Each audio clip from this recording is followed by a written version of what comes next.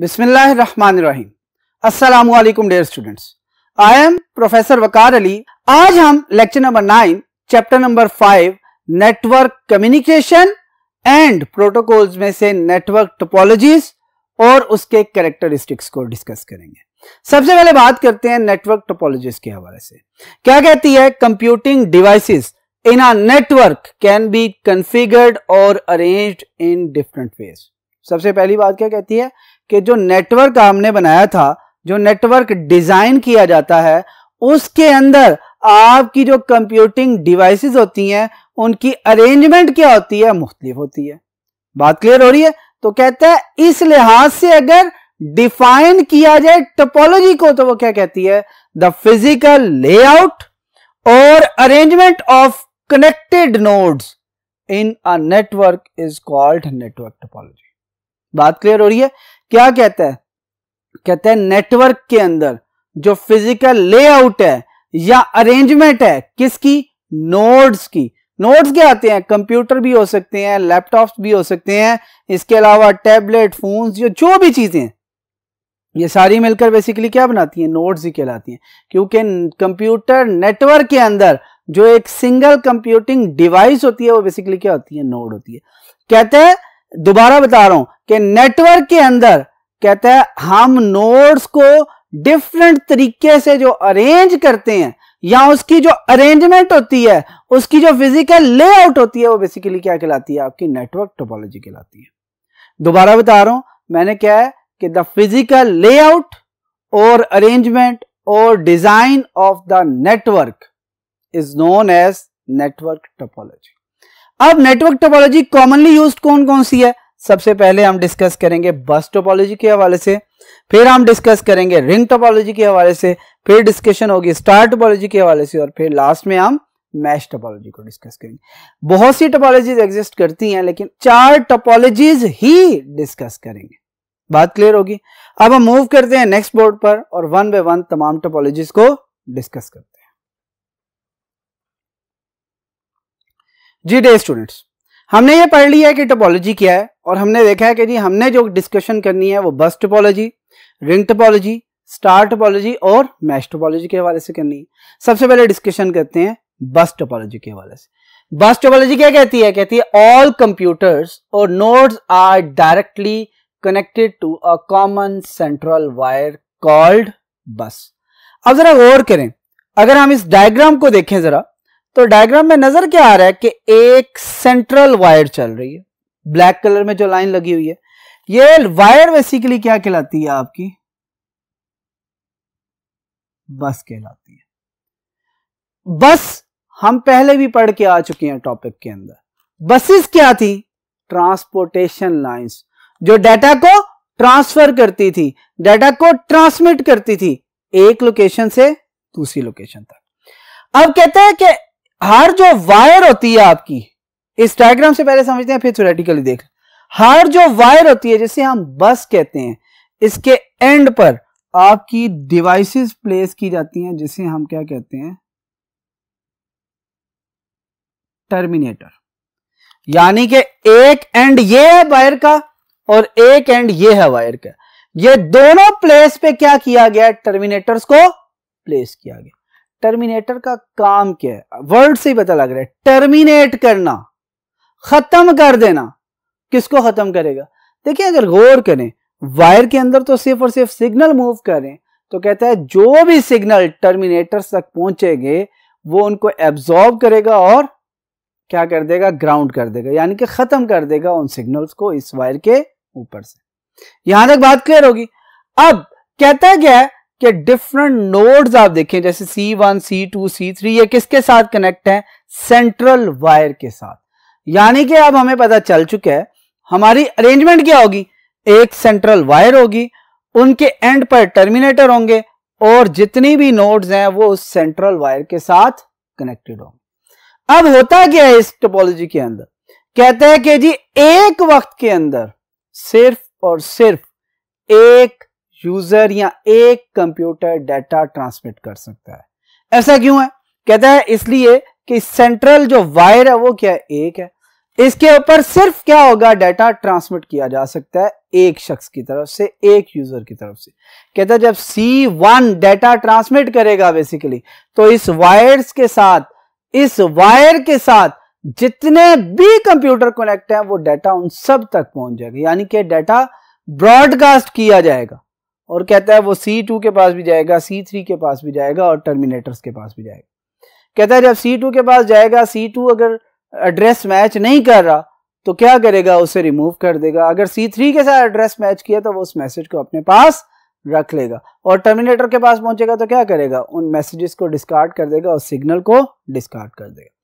कहता है अगर दो यूजर सेम टाइम पे डाटा ट्रांसमिट कर दे तो क्या होगा, कहता है फिर डाटा आपस में टकरा जाएगा, इनमें कोलिजन हो जाएगी। और कहते हैं कोलिजन होने पर आपकी टोपोलॉजी में एक अजीब सी हलचल मच जाती है, फिर कोई भी डाटा ट्रांसमिट नहीं कर सकता। कहता है इस सूरत में याद रखिएगा, इस कोलिजन को हैंडल करने के लिए एक प्रोटोकॉल यूज किया जाता है जिसका नाम क्या होता है, CSMA, यानी कि कैरियर सेंस मल्टीपल एक्सेस। ये बात समझ में आ गई। अब पहले हमने क्या बात की, सेंट्रल वायर है, उसके साथ तमाम के तमाम नोड्स कनेक्टेड है, उसके एंड पे टर्मिनेटर प्लेस है, एक वक्त में एक यूजर डाटा ट्रांसमिट कर सकता है। अगर मल्टीपल सेंड करेंगे तो क्या होगी, कोलिजन होगी। और अगर कोलिजन होगी तो उसको हैंडल किया जाएगा एक प्रोटोकॉल के जरिए जिसे CSMA कहते हैं। ठीक है, यहां तक बात क्लियर होगी।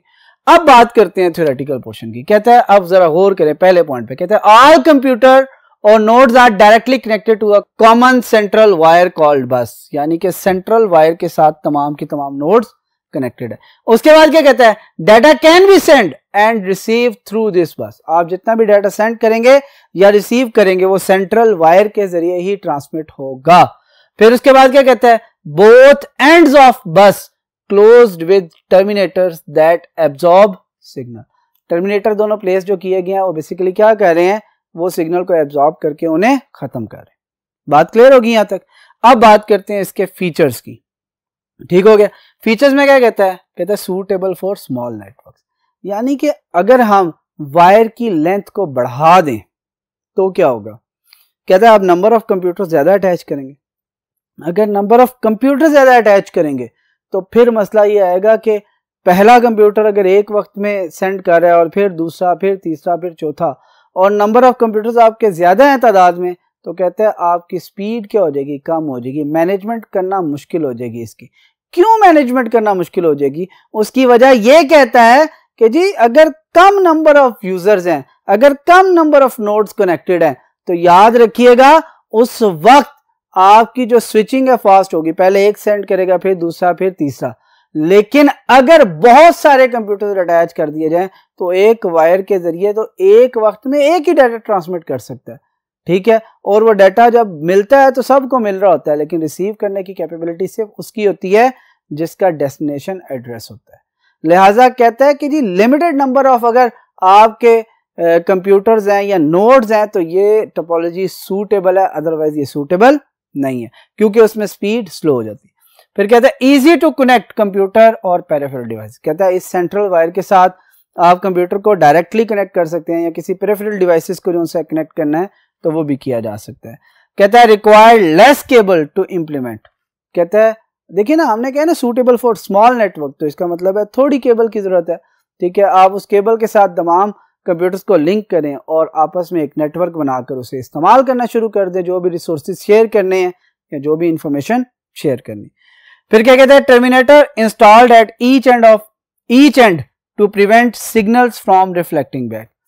बेसिकली रिफ्लेक्टिंग बैक का मतलब क्या है, मतलब यहां पर यह है कि अगर यहां पर इस डायग्राम में देखें, यहां पर टर्मिनेटर ना होते तो क्या होता। कहता है जब सिग्नल इस प्लेस पे आता तो वो एब्जॉर्ब ना होता तो दोबारा कहां पे चला जाता, इसी मीडियम पर दोबारा ट्रेवल करना शुरू कर देता। बात क्लियर हुई है, इसी मीडियम पर दोबारा ट्रेवल करना शुरू कर देता। और कहता है अगर दोबारा ट्रेवल हो गया तो इसका मतलब है रिफ्लेक्ट हो गया आपका, रिफ्लेक्टिंग बैक। कहता है और फिर क्या होगा, कहता है ये बार बार मैसेज इस चैनल पे रिफ्लेक्ट बैक होता रहेगा और कोई भी दूसरा कंप्यूटर आपका जो से डाटा या मैसेज या इंफॉर्मेशन सेंड नहीं कर सकेगा। बात क्लियर होगी यहां पर। फिर अब बात करते हैं इसकी लिमिटेशंस की। लिमिटेशन क्या है, कहता है अगर सेंट्रल वायर बस किसी भी पॉइंट पे ब्रेक हो गई तो याद कीजिएगा कि आपकी पूरी की पूरी टोपोलॉजी क्या हो जाएगी, वो डाउन हो जाएगी, वो किसी भी किस्म की वर्किंग करने के काबिल नहीं रहेगी। और क्योंकि आप अगर गौर करें, अगर सेंटर से हम वायर को यहाँ पे ड्रॉप कर दें तो ओरिजिनली वही एंड नहीं बन जाता जिसके हमने टर्मिनेटर प्लेस किए थे, और अगर टर्मिनेटर प्लेस नहीं होगा तो क्या होगा, एक मैसेज जो जाएगा वो रिफ्लेक्ट बैक होना शुरू हो जाएगा, और जब रिफ्लेक्ट बैक होना शुरू होगा तो फिर मसला क्या आएगा, फिर आपको पता है कि जी अब कोई दूसरा कंप्यूटर मैसेज या डाटा ट्रांसमिट नहीं कर सकता। दूसरा क्या कहता है difficult to identify the problem if network go down. कहता है नेटवर्क अगर गो डाउन ही हो गया, नेटवर्क डाउन हो गया आपका, तो फिर क्या होगा, फिर तो एरर डिटेक्ट ही नहीं किया जा सकता, आइडेंटिफाई नहीं किया जा सकता। एरर्स तो तब आइडेंटिफाई किए जा सकते हैं जब नेटवर्क आपका काम कर रहा हो। अगर नेटवर्क काम ही नहीं कर रहा तो कैसे पता चलेगा कि कौन सा प्रॉब्लम है। लिहाजा ये कहता है कि ये आइडेंटिफाई करना बहुत ज्यादा मुश्किल है कि अगर आपका नेटवर्क जो है वो डाउन हो चुका है। यहां तक बात कंप्लीट हो चुकी है बस टोपोलॉजी के हवाले से। डायग्राम भी इसकी आप देख लें, सिंपल सी डायग्राम है। जब क्वेश्चन आए बस टोपोलॉजी के हवाले से तो उसकी शुरू में थोड़ा सा इंट्रोडक्शन, उसकी डायग्राम, उसके फीचर्स और उसकी लिमिटेशन, तमाम चीजें मेंशन करना जरूरी है। ठीक हो गया यहाँ तक। अब हम मूव करते हैं नेक्स्ट बोर्ड पे और जो रिमेनिंग टोपोलॉजीज हैं उनको डिस्कस करते हैं। जी डियर स्टूडेंट्स, अब हम बात करेंगे रिंग टोपोलॉजी के हवाले से। रिंग नाम से बता रहा है कि शेप्ड किस तरह की होगी, आपकी रिंग शेप्ड होगी। बात क्लियर हुई। कहता है इसके अंदर आपका जो टोपोलॉजी है वो रिंग की शेप की होती है, और इसमें आपका एक जो सर्कल बन रहा होता है वो अनब्रोकन सर्कल होता है। अनब्रोकन सर्कल का क्या मतलब है, कहता है आप वायर के दोनों एजेस लें, दोनों एंड्स लें, उनको आपस में ज्वाइन कर दें तो वो जो चीज बनेगी वो बेसिकली क्या होगी, अनब्रोकन सर्कल बन जाएगा। बात क्लियर होगी यहाँ पे। अब कहता है कि इसके फीचर्स के हवाले से, लेकिन सबसे पहले इसको डायग्रामेटिकली देखते हैं।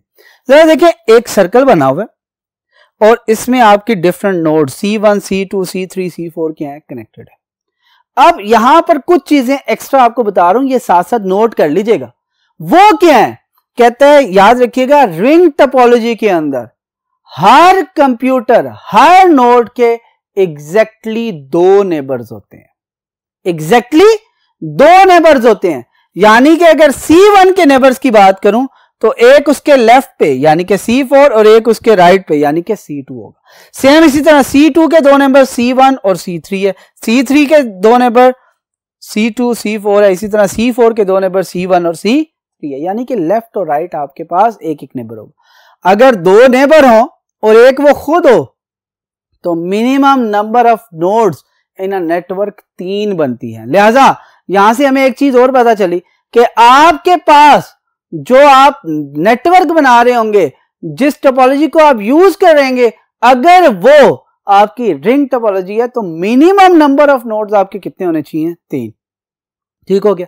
फिर दूसरी बात कहता है ये जो सर्कल बना हुआ है, ये जो रिंग बना हुआ है, इसके अंदर आपकी डाटा की जो ट्रांसमिशन है, याद रखिएगा वो किसी एक डायरेक्शन में होगी, या तो वो क्लॉकवाइज होगी या एंटी क्लॉकवाइज। और ये कहते हैं फर्स्ट टाइम आपकी क्या हो जाती है, सेट हो जाती है।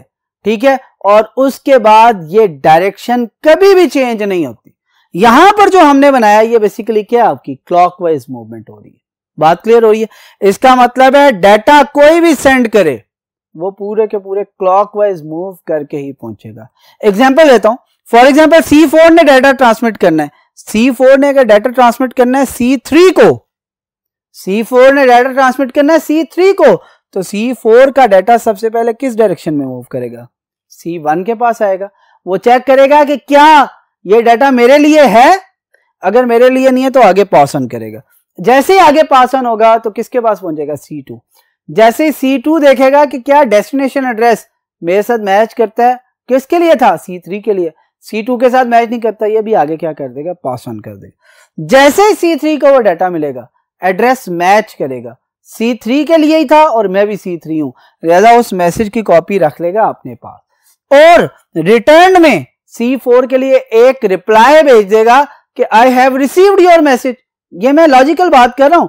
वो डिफरेंट तरह के पैकेट्स भेजते हैं, एक्नॉलेजमेंट भेजते हैं, जो कि ये बता देगा कि जी मैंने पैकेट क्या कर लिया है, डाटा क्या कर लिया है, मैसेज क्या कर लिया, रिसीव कर लिया। कहता है उसके फौरन बाद वो मैसेज किसे मिलेगा, C4। जैसे C4 को मिलेगा ऑटोमेटिकली वो क्या करेगा, उस मैसेज को डिस्कार्ड कर देगा। दूसरी बात जो इसमें बहुत इंपॉर्टेंट है, कहता है ये रिंग टोपोलॉजी को हम टोकन रिंग टोपोलॉजी भी कहते हैं। कहते हैं बस टोपोलॉजी में मसला ये आया था कि जब दो या दो से ज्यादा यूजर्स डाटा को सेंड करते हैं तो क्या हो जाती है, कोलिजन हो जाती है। कहते हैं उस कोलिजन का हल क्या निकला था रिंग टोपोलॉजी के अंदर, कि एक वक्त में सिर्फ और सिर्फ एक यूजर डाटा ट्रांसमिट कर सकता है। और वो कौन सा यूजर होगा, वो यूजर होगा जिसके पास टोकन होगा। टोकन क्या है, बिट्स हैं जो कि होल्ड करता है वो कंप्यूटर बेसिकली जिसने डाटा की ट्रांसमिशन करनी होती है। फॉर एग्जांपल C4 जब जाएगा ना, सबसे पहले मैं एग्जांपल देता हूं, एक बिट बना लेता हूं, मैं कहता हूं ये क्या आपका टोकन, इसकी वैल्यू मैंने क्या बिट है, अभी मैं सिर्फ एक सिंगल बिट के हवाले से डिस्कशन कर रहा हूं। कहता है इसकी वैल्यू क्या हो सकती है, 0 या फिर 1। 0 का मतलब है रिलीज और 1 का मतलब है होल्ड। अब क्या होगा, जैसे C4 डाटा ट्रांसमिट करना था, इनिशियल वैल्यू से यहां पर क्या मिली, 0। 0 का मतलब है रिलीज है, अभी आप डाटा ट्रांसमिट कर सकते हैं। सबसे पहले C4 क्या करेगा, इस बिट को चेंज करेगा 1 के अंदर, यानी कि टोकन होल्ड कर लिया उसने। जैसे ही होल्ड किया तो फिर उसने क्या करना है, डाटा ट्रांसमिट करना है। डाटा ट्रांसमिशन हम सब पहले देख चुके हैं। कहते हैं जैसे ही डाटा ट्रांसमिट हो के उसके पास दोबारा एक्नॉलेजमेंट मिल गई कि मैं डाटा ट्रांसमिट कर चुका हूं, वो दोबारा आएगा और इस बिट को क्या कर देगा, रिलीज, यानी कि दोबारा किस में कन्वर्ट कर देगा, 0 में। अब किसी और ने अगर डाटा ट्रांसमिट करना है तो कर सकता है। इसका सबसे बड़ा फायदा क्या हुआ था कि इस टोपोलॉजी के अंदर कोलिजन नहीं हो रही थी। बात क्लियर होगी। लेकिन याद रखिएगा, अगर आप सोचें C4 ने C3 को डाटा ट्रांसमिट करना था, इसका नेबर था, लेकिन हुआ क्या, एक सिंगल डायरेक्शन में होने की वजह से आपको तमाम की तमाम नोड्स से गुजर कर दोबारा अपने नेबर्स तक डाटा पहुंचाना पड़ा, लिहाजा इसकी स्पीड क्या होगी, स्लो होगी। अब इसके फीचर्स को देख लेते हैं। फॉर एग्जांपल वो बात कर रहे हैं पहली के each node directly connected to a ring.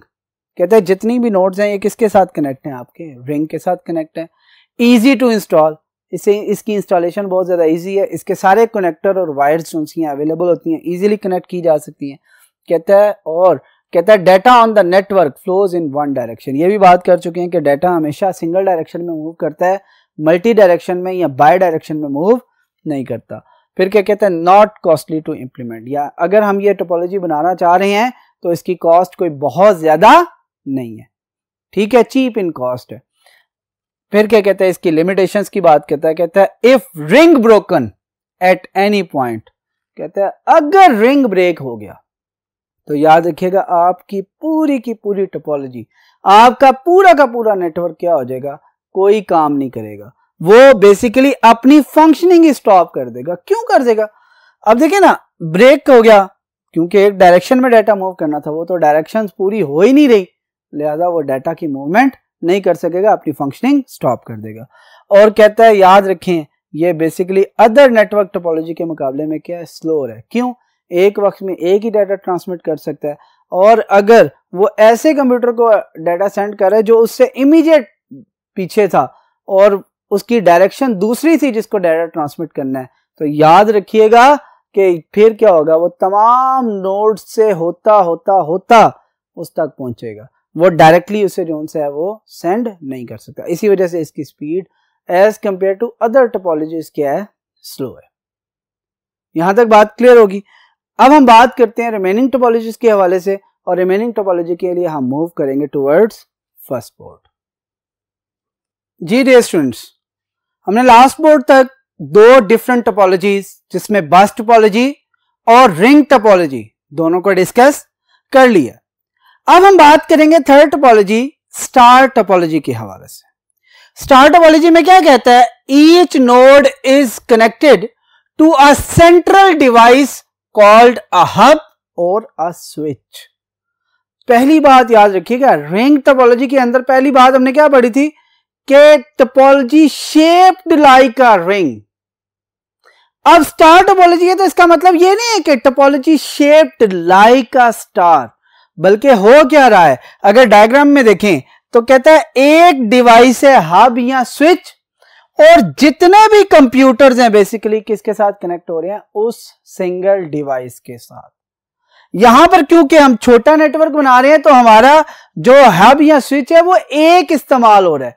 कहता है अगर आपका बहुत बड़ा नेटवर्क होता तो फिर क्या किया जाता, कहता है नंबर ऑफ स्विचेस या नंबर ऑफ हब्स क्या हो जाती, इंक्रीज कर जाती, और वो सब इकट्ठे एक दूसरे के साथ कनेक्ट होकर एक बहुत बड़ा नेटवर्क बनाती। बात क्लियर होगी यहां तक कि आप बेसिकली क्या होता कि यहां पर आपके पास जितने भी नोड्स हैं C1, C2, C3 वो किसके साथ कनेक्ट हो रही हैं, हब या स्विच के साथ। अब जरा गौर करें, कोई नई नोड ऐड करनी हो तो इधर आप नई नोड लगा के उसका कनेक्शन किसी भी पोर्ट पे ऐड कर दें, इजीली अटैच की जा सकती है। किसी को रिमूव करना है, इजीली रिमूव किया जा सकता है। याद रखें ये टोपोलॉजी दुनिया में इस वक्त इस्तेमाल की जाने वाली सबसे ज्यादा टोपोलॉजी है। क्यों? क्योंकि आज भी हम क्या करते हैं, याद रखें कि लैन की जो केबल होती है उसको कनेक्ट करते हैं लैन कार्ड के साथ, और एक साइड पे हम हब या स्विच में कनेक्ट करते हैं तो हम नेटवर्क का पार्ट बन जाते हैं। यहां तक बात क्लियर होगी। अब बात करते हैं यहां पे क्या कहता है, each node is connected to a central device called hub और स्विच, यानी कि जितने भी डिवाइसेस हैं, जितने भी आपकी नोड्स हैं वो कनेक्ट किससे होती हैं, एक सेंट्रल डिवाइस के साथ। यानी कि कम्युनिकेशन बेसिकली आपके किससे हो रही है, हब या स्विच करवा रही है। नेटवर्क कौन बना रहा है, हब या स्विच। जब हमने कम्युनिकेशन डिवाइसेस पढ़ी थी तो याद होगा हमने कहा था हब या स्विच ये दोनों कम्युनिकेशन के लिए इस्तेमाल की जाती है, और कहां पे की जाती हैं, लोकल एरिया नेटवर्क के अंदर। लिहाजा आज हमें पता चला कि वो नेटवर्क जो बेसिकली हब या स्विच की मदद से बनाया जाता है, बेसिकली वो क्या कहलाता है, आपका स्टार टोपोलॉजी नेटवर्क कहलाता है। यहां तक बात क्लियर होगी। फिर क्या कहता है, कहता है large networks can require many hubs connected to each other to create a single large network. कहता है एक बहुत बड़ा नेटवर्क है जिसके अंदर नंबर ऑफ स्विचेस भी बहुत ज्यादा, नंबर ऑफ हब्स भी बहुत ज्यादा है, तो लिहाजा क्या करेंगे आप, कहता है वो तमाम के तमाम हब्स, वो तमाम के तमाम स्विचेस को आप क्या करेंगे, एक दूसरे के साथ कनेक्ट कर देंगे, और अब वो जो एक नेटवर्क बनेगा वो लार्ज सिंगल नेटवर्क होगा, वो एक सिंगल नेटवर्क होगा लेकिन वो लार्ज नेटवर्क होगा। यहां तक बात कंप्लीट होगी। अब इसके फीचर्स की तरफ आते हैं। फीचर्स में क्या कहता है, कहता है suitable for small and large networks, यानी कि अभी तीन नोड्स कनेक्ट हैं तब भी ये ठीक काम करेगा, 10 नोड कनेक्ट हैं तब भी ठीक काम करेगा, हंड्रेड्स ऑफ नोड्स कनेक्ट हैं तब भी ये ठीक काम करेगा, इसे किसी किस्म का कोई मसला नहीं है। कहता है इजी टू इंस्टॉल। आप देखें इजी टू इंस्टॉल क्या है, एक आप हब या स्विच लें, वायर लें, एक साइड से कंप्यूटर को कनेक्ट करें, दूसरी साइड से आप जो हब या स्विच के साथ कनेक्ट करें, आप नेटवर्क का हिस्सा बन जाते हैं। कहता है easy to detect and remove faults को यहाँ पर डिटेक्ट करना और इनको रिमूव करना बहुत ज्यादा फास्ट है, क्योंकि मोस्ट ऑफ द टाइम जो आपका मसला आ रहा होता है वो क्या होता है कि जो कनेक्शन आपकी वायर के जरिए किए जा रहे होते हैं वो वायर में कोई इशू आ जाता है जिसकी वजह से आपको प्रॉब्लम होता है। बाकी हब में और आपके जो नेटवर्क की डिवाइस है, जो आपकी नोड है, उनमें बहुत रेयर ऐसा होता है कि कोई चांस है। कहता है failure of cable does not stop functioning of the entire network. अब जरा गौर करें, अगर ये वाली वायर फॉर एग्जांपल C2 की जो कनेक्शन एस्टेब्लिश कर रही है इसमें कहीं ब्रेक डाउन हो गया है तो याद रखिएगा सिर्फ कौन सी नोड अफेक्ट होगी, C2, बाकी तमाम की तमाम नोड्स अपना काम करती रहेंगी। यहां पर कभी भी आपकी एक सिंगल वायर के ब्रेक डाउन होने से कंप्लीट नेटवर्क डाउन नहीं होता। यहां तक हमने फीचर्स पढ़ ली हैं। अब हम नेक्स्ट बोर्ड पे मूव करते हैं, इसके लिमिटेशंस की बात करेंगे और फिर हम जो एक टोपोलॉजी रहती है जिसे हम मैश टोपोलॉजी कहते हैं उसको डिस्कस करेंगे। चलिए मूव करते हैं टुवर्ड्स नेक्स्ट बोर्ड।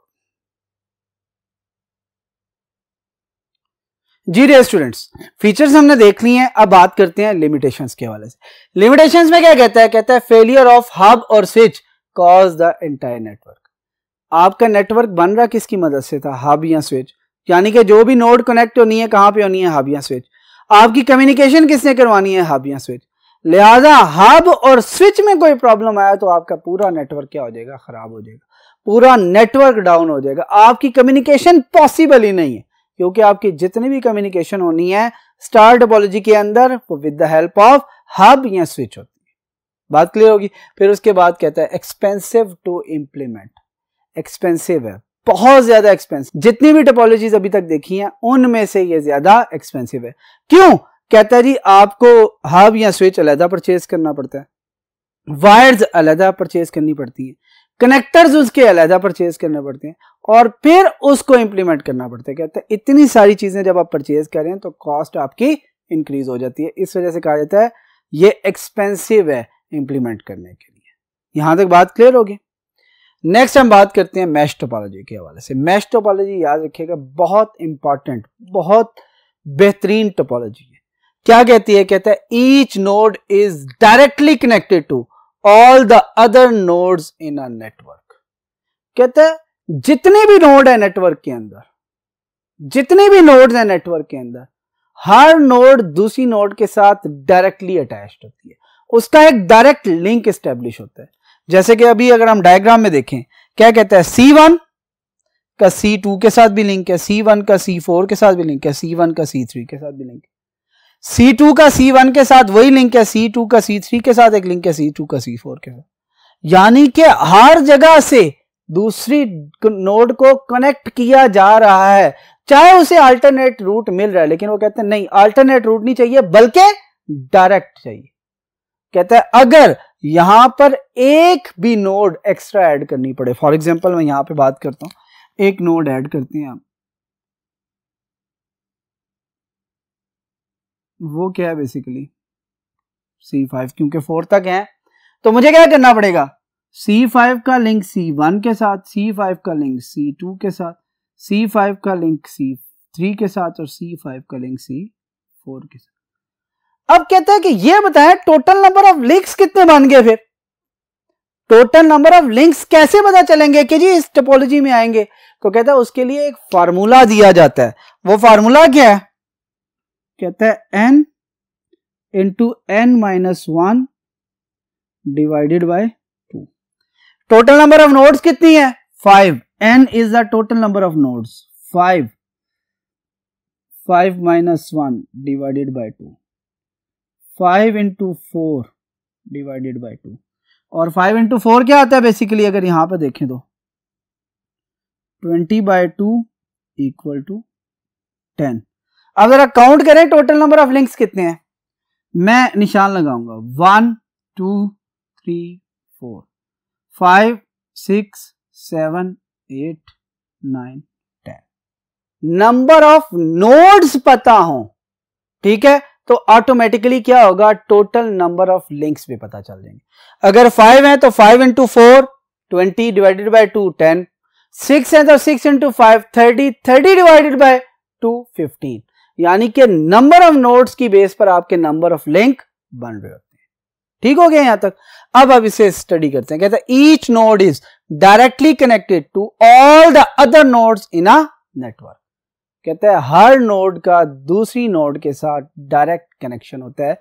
जैसे कि हमने डायग्राम में देखा कि एक नोड हमने नई बनाई थी और पहले कितनी नोड थी, 4, तो 4 डिफरेंट नए लिंक्स एस्टेब्लिश किए थे। क्यों?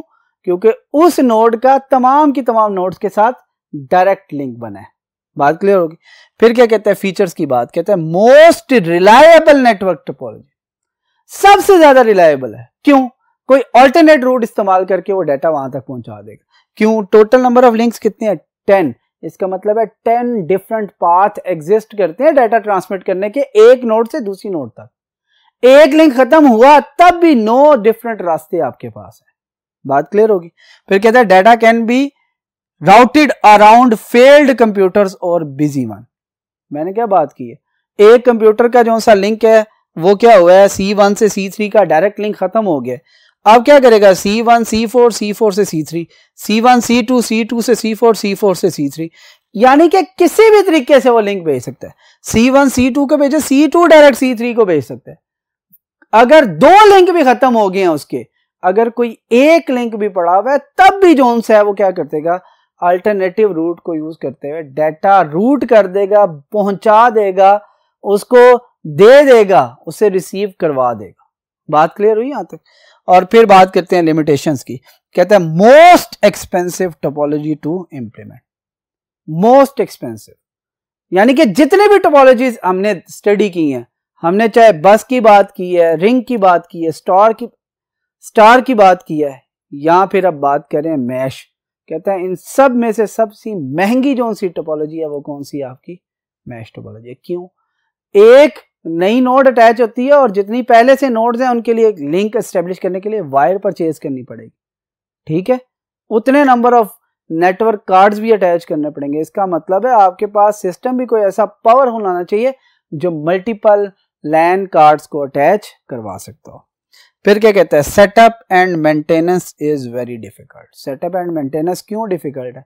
एक लिंक अगर टूट भी गया तो वो हमें पता ही नहीं चल रहा होता कि कहां से टूटा है, लिहाजा हमें इसको मेंटेन करने में और इसे सेटअप करने में बहुत ज्यादा मेहनत करनी पड़ती है, ठीक है? और ये बहुत ज्यादा मुश्किल काम।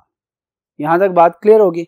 आज का जो टॉपिक था बेसिकली हमारा, वो सारा का सारा नेटवर्क टोपोलॉजी से रिलेट कर रहा था, जिसमें हमने different types of network topologies discuss की हैं, जिसमें हमने बस को डिस्कस किया, जिसमें हमने रिंग को डिस्कस किया, जिसमें हमने स्टार टोपोलॉजी को डिस्कस किया और एंड पर हमने मैश टोपोलॉजी को डिस्कस किया। उम्मीद है कि आज का लेक्चर आपको समझ आ चुका होगा। इंशाअल्लाह नेक्स्ट लेक्चर में आपसे फिर मुलाकात होगी। अल्लाह हाफ़िज़।